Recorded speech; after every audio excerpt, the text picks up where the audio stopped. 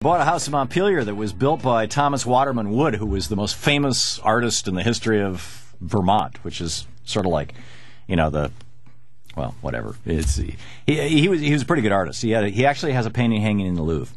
And but this house was built in 1850, and it was an old Carpenter Gothic. It looked like a haunted house.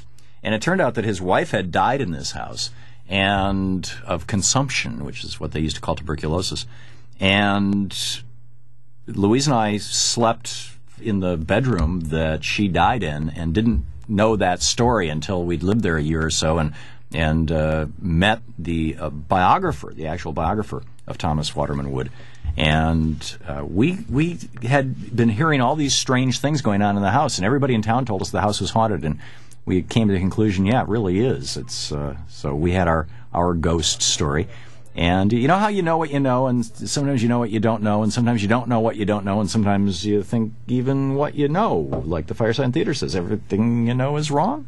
You know that you're wrong, but you fear you're right. You suspect you're out of sync. You think that you're out of your mind. Everything you know is wrong. Could it be that there really are haunted places? The founder of GhostVillage.com and the author of the new revised edition, the Encyclopedia of Haunted Places, Ghostly Locales from Around the World, is with us for our Everything You Know Is Wrong segment today. This is the week of Halloween, of course, so we would have to have that.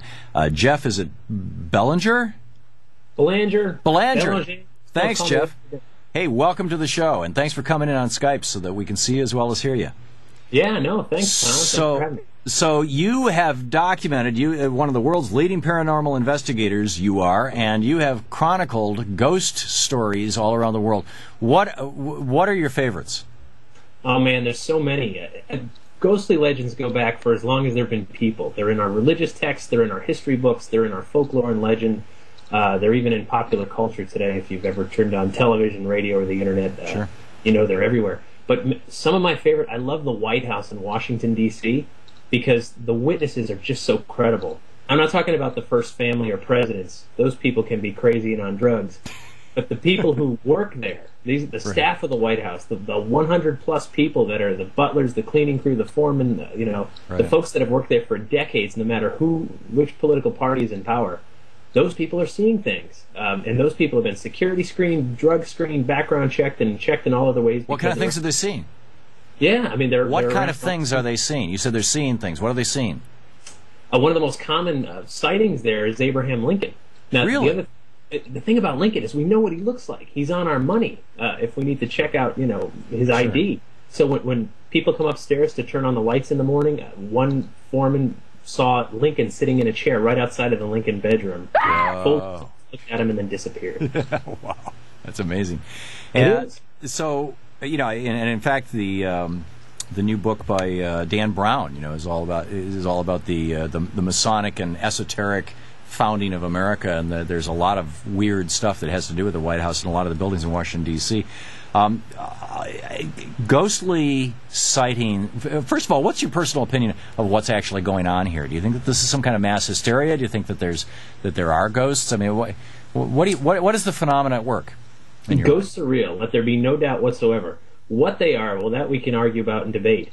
I think, put simply, ghosts are a direct connection to our past and our history. They're a way for us to connect in our present to other living people, and they're a way to explore our own inevitable future, because all of us are going to die one day. They're like the least common denominator of spirituality. What proof do you have, or what evidence is there that there actually are haunted places? I mean, here you've compiled this entire book, Jeff Belanger, the Encyclopedia of Haunted Places, and GhostVillage.com, the website. You've compiled this entire book of all these places. Have any of them been, quote, scientifically verified? This phenomenon doesn't seem to fall neatly into the realm of science. It's firmly in the realm of belief. However, it's been proved real to millions of people the world over who have had personal encounters, just like you in your house in Montpelier, where you know what you saw. You trust your senses. You trust your own perceptions. Well, it could have just been that it was a 150-year-old house and it creaked a lot in the wind and stuff. I mean, it's although this one door kept closing when it shouldn't, but that might have been that the house was tilted. I mean, I couldn't say. I've had paranormal experiences. That house in particular wasn't the most vivid of them. You wonder to what extent people actually just want to believe something. Oh, sure, that's part of it. That's all part of it. Someone's religious upbringing, their level of education, all of that stuff goes into how and they... our fear of death, or our denial of death, in a way. Of course, absolutely. Yet there are events that occur that are sometimes caught on camera, sometimes caught on video, on audio, or witnessed by multiple people at once that defy our current understanding of the law of physics and the way the world works. Okay, give me a multiple people at once story, then. Oh, man, Gettysburg. I can't tell you how many stories I've heard from Gettysburg. Where there was a terrible battle during the Civil War. Of course. Gettysburg, Pennsylvania, 1860s. You've got tens of thousands dead or wounded in just 3 short days in July. And today, it's one of the most haunted places on Earth. The reports come in again and again, especially from Civil War reenactors who get to stay out there all night. They live just like it's the 1860s. No cell phones, no radios, no nothing. And they see people that they think might be part of their unit, and they'll call out to them, and then these folks disappear, or no one can identify some of these soldiers who are milling around with them, and then vanish. And it's the stories come up again and again, and not just in Gettysburg. And then vanish. And then vanish. So it's just a couple of seconds left here, Jeff Belanger. The most common stories are of ghosts that are ethereal or ghosts that look real. There's no human sense that's exempt from this. People smell things, feel things, see things, hear things. It runs the gamut from just something subtle in the environment to the most profound, full-bodied apparition where you might even recognize who the person was in life, and those are unforgettable. Amazing. The Encyclopedia of Haunted Places, the new revised edition, ghostly locales from around the world out. Jeff Belanger, the author. Thanks, Jeff.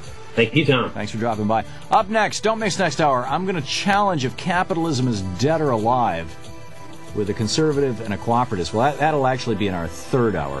And in our next hour, Stuart Brand is going to drop by.